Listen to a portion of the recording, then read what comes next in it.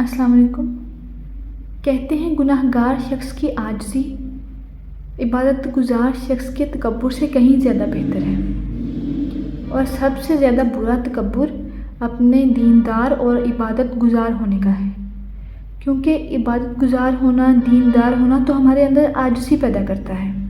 جب ہم اللہ کی عبادت کرتے ہیں، اللہ تعالیٰ کے احکامات کو بجا لاتے ہیں، تو ہمارے اندر سے تکبر تو بالکل ختم ہو جاتا ہے، عاجزی آ جاتی ہے، اور عاجزی ہی آنی چاہیے، کیونکہ ہمیں جو ہے وہ اس بات کا شکر گزار ہونا چاہیے۔